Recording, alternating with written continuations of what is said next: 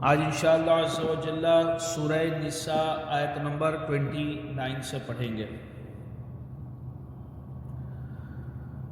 اعوذ باللہ من الشیطان الرجیم، بسم اللہ الرحمن الرحیم۔ یا ایہا الذین آمنوا لا تأکلوا أموالكم بينكم بالباطل إلا أن تكون تجارة عن تراض منكم ولا تقتلوا أنفسكم إن الله كان بكم رحيما۔ ترجمہ کنز العرفان۔ اے ایمان والو،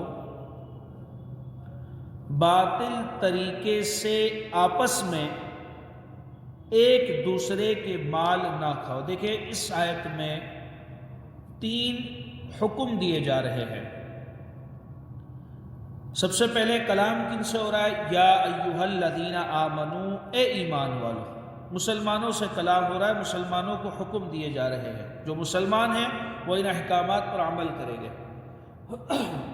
پہلا حکم، لا تأکلوا اموالکم بینکم بالباطل،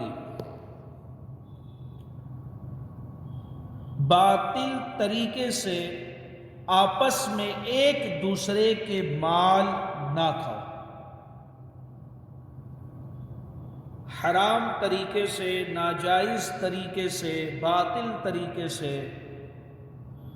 غصب کر کے، دھوکہ دے کے ایک دوسرے کے مال ناحق نہ کھاؤ۔ باطل طریقے سے آپس میں ایک دوسرے کے مال نہ کھاؤ۔ اس کو آپ یوں بھی سمجھ سکتے ہیں کہ مال تو حلال طریقے سے کمایا، مگر اس کا جو خرچ کیا وہ حرام جگہ پر کیا اور وہ حرام مال کو کھایا، بیکار مال کو کھایا۔ الا ان تکون تجارۃ عن تراض منکم، یہ ہو کہ تمہاری باہمی رضامندی سے تجارت ہو۔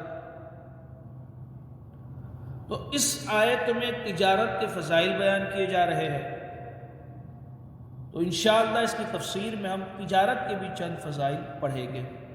تو دوسرا حکم کہ باہمی رضامندی سے تجارت ہو۔ تیسرا، وَلَا تَقْتُلُوا أَنفُسَكُمْ، اور اپنی جانوں کو قتل نہ کرو۔ تیسرا حکم، اس کی تفسیر میں ہم پڑھیں گے کہ 4 طریقے ایسے ہیں کہ اپنی جانوں کو قتل کرنے جیسا ہے۔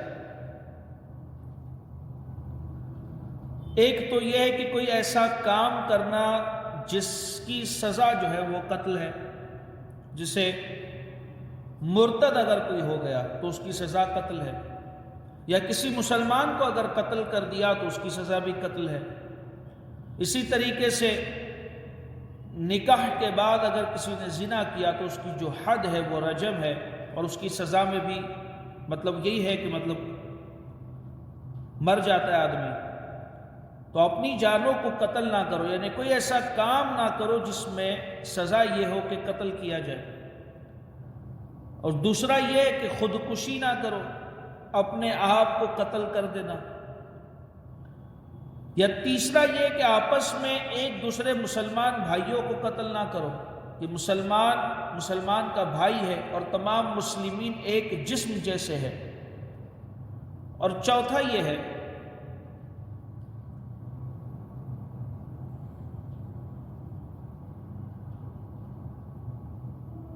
اس کی تفسیر میں انشاءاللہ اس کی 4 قسم ہم جو ہے نا پڑھیں گے۔ تو وَلَا تَقْتُلُوا أَنفُسَكُمْ، اور اپنی جانوں کو قتل نہ کرو۔ إِنَّ اللَّهَ كَانَ بِكُمْ رَحِيمًا، بے شک اللہ تم پر مہربان ہے۔ لَا تَأْكُلُوا أَمْوَالَكُمْ بَيْنَكُمْ بِالْبَاطِلِ، باطل طریقے سے آپس میں ایک دوسرے کے مال نہ کھاؤ۔ اس آیت میں باطل طریقے سے مراد وہ طریقے ہیں جس سے مال حاصل کرنا شریعت نے حرام قرار دیا ہے، جیسے سود، چوری اور جوئے کے ذریعے مال حاصل کرنا، جھوٹی قسم کھا کر کے جو مال بیچا گیا یا جھوٹی قسم کھا کر کے جو مال حاصل کیا گیا، یہ بھی تو حرام ہے، مگر عموماً اس جگہ پر جو ہے نا توجہ نہیں ہوتی ہے۔ جھوٹی وکالت، وہ یہ سمجھ رہا ہے میں وکالت کر رہا ہوں، مگر جھوٹی اگر وکالت کر رہا ہے، مجرم کو جو ہے بغیر قصور کے ثابت کر رہا ہے، یا جس نے جرم نہیں کیا اس کو مجرم ثابت کر رہا ہے، جھوٹی وکالت کر رہا ہے، تو یہ بھی تو حرام ہے۔ خیانت اور غضب کے ذریعے مال حاصل کرنا اور گانے باجے کی یا گانے بجانے کی اجرت، یہ سب باطل طریقے میں داخل ہے اور حرام ہے۔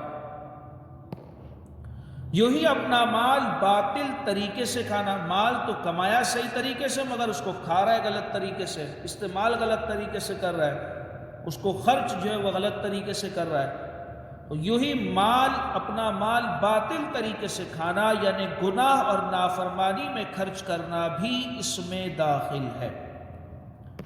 تو مسلمانوں کو سب سے پہلا حکم دیا گیا، یا ایھا الذین آمنوا، اے ایمان والو، لا تأکلوا اموالکم بینکم بالباطل، باطل طریقے سے آپس میں ایک دوسرے کے مال نہ کھاؤ۔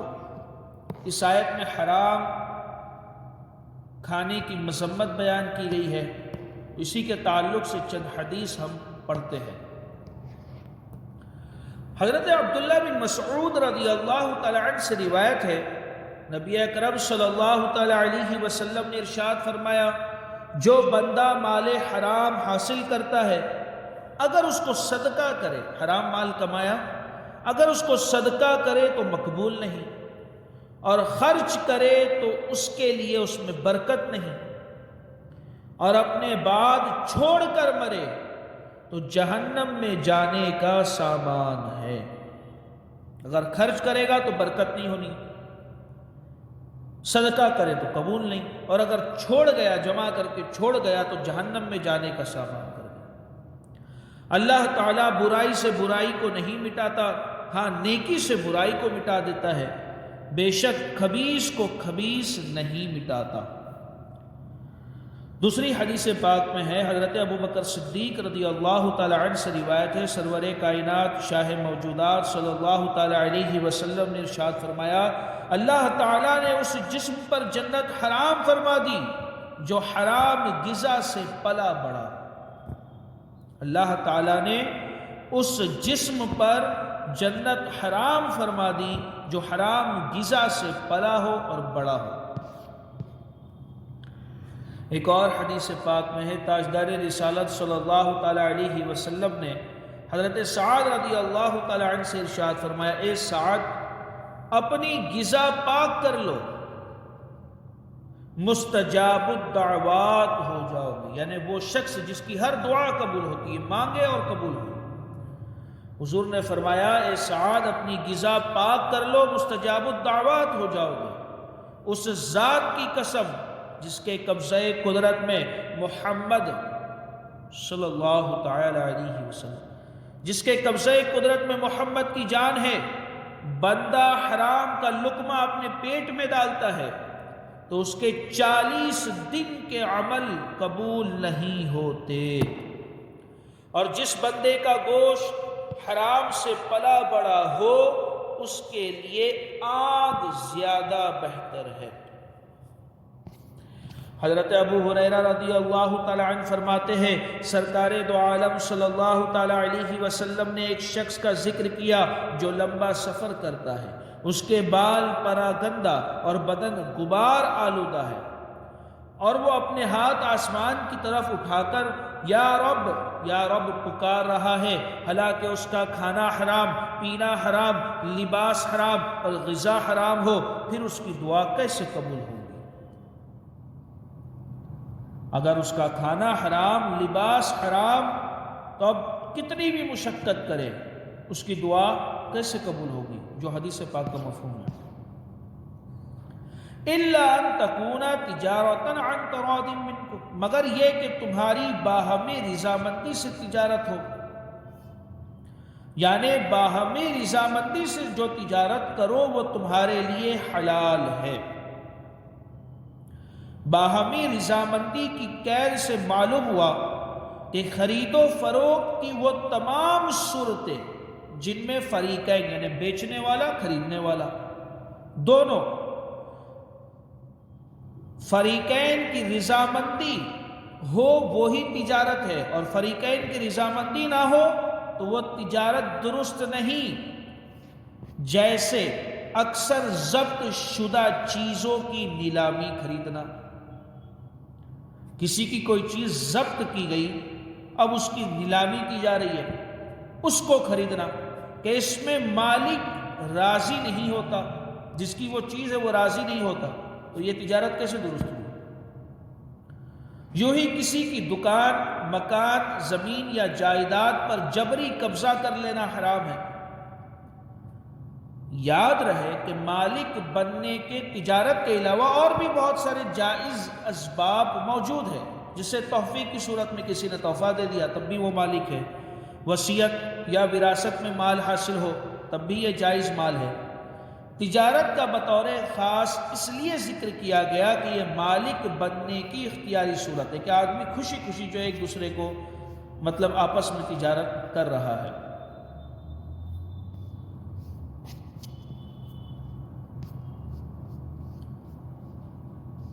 تجارت کے فضائل کے اوپر چند فرامین مصطفیٰ صلی اللہ تعالی علیہ وسلم۔ حضرت ابو سعید خدری رضی اللہ تعالی عنہ سے روایت ہے کہ حضور پر نور صلی اللہ تعالی علیہ وسلم نے ارشاد فرمایا، سچا اور امانت دار، سچا اور امانت دار تاجر انبیاء علیہ السلام، صدیقین اور شہداء کے ساتھ ہوگا۔ حضرت معاذ بن جبل رضی اللہ تعالی عنہ سے روایت ہے کہ سرکار دو عالم صلی اللہ تعالی علیہ وسلم نے ارشاد فرمایا، پاکیزہ کمائی ان تاجروں کی ہے جو گفتگو کے وقت جھوٹ نہیں بولتے۔ اگر جھوٹ بول کے بیچا تو اب یہ پاکیزہ کمائی نہیں ہوئی۔ پاکیزہ کمائی ان تاجروں کی ہے جو گفتگو کے وقت جھوٹ نہیں بولتے، وعدہ کرے تو خلاف ورزی نہیں کرتے، جب ان کے پاس امانت رکھی جائے تو خیانت نہیں کرتے، جب کوئی چیز خریدے تو اس کی برائی بیان نہیں کرتے۔ یہ تو مطلب جو ہے نا ہر آدمی کو اس چیز میں سوچنا چاہیے اور غور و فکر کرنا چاہیے۔ جو تاجر نہیں ہے، خود کی ضرورت کے لیے بھی کوئی چیز خرید رہے تو خریدتے وقت جو ہے نا اس کے اندر نقص نکالتے ہیں، برائیاں بیان کرتے ہیں، عیب نکالتے ہیں، تاکہ سامنے والے سے جو ہے نا بھاؤ اور دام کو کم کرا سکے، تو یہ درست طریقہ نہیں ہے۔ جب کوئی چیز خریدے تو اس کی برائی بیان نہیں کرتے، یہ اچھے تاجروں کے بارے میں بات ہو رہی ہے، اور جب کچھ بیچے تو اس کی تعریف نہیں کرتے۔ جب ان پر کسی کا آتا ہو تو دینے میں پس و پیش نہیں کرتے، یعنی ترنت جو ہے نا اگر کسی کا مقروض ہے تو ترنت اس کا قرض ادا کر دیتا ہے، اور جب انہوں نے کسی سے لینا ہو تو اس پر تنگی نہیں کرتے، یعنی جبر نہیں کرتے بلکہ صبر اور تحمل سے کام لیتے ہیں۔ حضرت رفاعہ رضی اللہ تعالی عنہ سے روایت ہے کہ سرکار دو عالم صلی اللہ تعالی علیہ وسلم نے ارشاد فرمایا، قیامت کے دن تاجر فاسق اٹھائے جائیں گے، سوائے اس تاجر کے جو اللہ عز و جل سے ڈرے، بھلائی کرے اور سچ بولے۔ حضرت حذیفہ رضی اللہ تعالی عنہ سے روایت ہے کہ نبی کریم صلی اللہ تعالی علیہ وسلم نے ارشاد فرمایا، تم سے پہلے لوگوں میں ایک شخص تھا، یعنی پچھلی امتوں میں سے ایک شخص تھا، جس کے پاس اس کی روح قبض کرنے فرشتہ آیا، تو اس سے کہا گیا، کیا تم نے کوئی نیکی کی ہے؟ وہ بولا، میں نہیں جانتا۔ اس سے کہا گیا، غور تو کرو۔ کہنے لگا، اس کے سوا کچھ اور نہیں جانتا کہ میں دنیا میں لوگوں سے تجارت کرتا تھا اور ان سے اپنی رقم تقاضا کرتا تو امیر کو مہلت دیتا، اگر سامنے والا امیر ہوتا تو اس کو مہلت دیتا تھا، اور غریب کو معاف کر دیتا تھا، اللہ تعالیٰ نے ارشاد فرمایا اے فرشتوں اس سے درگزر کرو۔ اب تجارت کے آداب بھی بہت سارے بیان کیے گئے ہیں مگر وقت کم ہے اپنے پاس، اس لیے اس کو اسکپ کر رہا ہوں۔ وَلَا تَقْتُلُوا أَنفُسَكُمْ، اور اپنی جانوں کو قتل نہ کرو۔ اس آیت میں جو حکم دیا گیا ہے تیسرا، اپنی جانوں کو، مومنوں کو حکم دیا گیا ہے کہ اپنی جانوں کو قتل نہ کرو، یعنی ایسے کام کر کے جو دنیا اور آخرت میں ہلاکت کا باعث ہو اپنی جانوں کو قتل نہ کرو۔ کوئی بھی ایسا کام کرنا خود کو ہلاک کرنے کی 4 صورتیں ہیں۔ نمبر 1، مسلمان کا ایک دوسرے کو قتل کرنا، خود کو ہلاک کرنا ہے۔ ظاہر سی بات ہے اپنے آپ کو ہی تکلیف دے رہے، کیونکہ احادیث میں مسلمانوں کو ایک جسم کی مانند فرمایا گیا، جیسا کہ حضرت نعمان بن بشیر رضی اللہ تعالیٰ عنہ سے روایت ہے، نبی کریم صلی اللہ تعالیٰ علیہ وسلم نے ارشاد فرمایا تم مسلمانوں کو دیکھو گے کہ وہ ایک دوسرے پر رحم کرنے والے، دوستی رکھنے اور شفقت کا مظاہرہ کرنے میں ایک جسم کی مانند ہوگی، ایک جسم کی طرح۔ چنانچہ جسم کے جب کسی بھی حصے کو تکلیف پہنچتی ہے تو سارا جسم جاگنے اور بخار وغیرہ میں اس کا شریک ہوتا ہے، یعنی مسلمان جتنے بھی مسلمان ہیں ایک جسم کی طرح ہے۔ اب جسم کے کسی حصے کو تکلیف پہنچے سارا جسم بیمار ہوتا ہے، سارا جسم جاگ رہا ہوتا ہے، سارے جسم کو بخار آتا ہے۔ ویسے ہی جب کسی مسلمان کو تکلیف پہنچے تو تمہیں بھی اس بات کا برا لگنا چاہیے۔ حضرت نعمان بن بشیر رضی اللہ تعالیٰ عنہ سے روایت ہے کہ رسول کریم صلی اللہ تعالیٰ علیہ وسلم نے ارشاد فرمایا مسلمان باہم ایک شخص کی طرح ہے، جتنے بھی مسلمان ہیں آپس میں ایک شخص کی طرح ہے، کوئی ہاتھ ہے، کوئی پیر ہے، کوئی آنکھ ہے، کوئی ناک ہے، کوئی کان ہے، مسلمان باہم ایک شخص کی طرح ہے۔ اگر اس کی آنکھ میں تکلیف ہو تو اس کے سارے جسم کو تکلیف ہوتی ہے، اور اگر اس کے سر میں تکلیف ہو تو اس کے سارے جسم کو تکلیف ہوتی ہے۔ جب مسلمان ایک جسم کی طرح ہے تو ایک مسلمان کا دوسرے مسلمان کو قتل کرنا ایسا ہے جیسے اس نے خود کو قتل کیا۔ دوسری قسم، ایسا کام کرنا جس کی سزا میں اسے قتل کر دیا جائے، جیسے کسی مسلمان کو قتل کرنا، شادی شدہ ہونے کے باوجود زنا کرنا، یا مرتد ہونا بھی خود کو ہلاک کرنے کی صورتیں ہیں۔ تو دوسری کیٹیگری وہ کہ کوئی ایسا کام کرنا کہ جس کی سزا میں اسے قتل کیا جائے۔ پہلا یہ کہ مسلمان کا آپس میں ایک دوسرے کو قتل کرنا، تیسرا یہ کہ خود کو ہلاک کرنے کی تیسری صورت خودکشی کرنا، خودکشی کرنا، خود سے اپنے آپ کو مار دینا۔ حدیث شریف میں حضرت ابو ہریرہ رضی اللہ تعالیٰ عنہ سے مروی ہے، سرکار دو عالم صلی اللہ تعالیٰ علیہ وسلم نے ارشاد فرمایا جس نے اپنا گلا گھونٹا تو وہ جہنم کی آگ میں اپنا گلا گھونٹتا رہے گا، اور جس نے خود کو نیزہ مارا وہ جہنم کی آگ میں خود کو نیزہ مارتا رہے گا۔ انہی سے روایت ہے، یعنی یہی صحابی سے، کہ سرکار عالی وقار صلی اللہ تعالیٰ علیہ وسلم نے ارشاد فرمایا جو پہاڑ سے گر کر خودکشی کرے گا وہ نار دوزخ میں ہمیشہ گرتا رہے گا، اور جو شخص زہر کھا کر خودکشی کرے گا وہ جہنم کی آگ میں ہمیشہ زہر کھاتا رہے گا۔ جس نے لوہے کے ہتھیار سے خودکشی کی تو دوزخ کے آگ میں وہ ہتھیار اس کے ہاتھ میں ہوگا اور وہ اس سے اپنے آپ کو ہمیشہ زخمی کرتا رہے گا۔ تو قتل کی 3 قسمیں ہم نے پڑھے، پہلی یہ کہ ایک مسلمان کا دوسرے مسلمان کو قتل کرنا، دوسرا یہ کہ کوئی ایسا کام کرنا کہ جس کی سزا میں اسے قتل کیا جائے، اور تیسرا یہ کہ خودکشی کرنا، اور چوتھا یہ کہ ایسا کام کرنا جس کے نتیجے میں کام کرنے والا دنیا اور آخرت میں ہلاکت میں پڑ جائے۔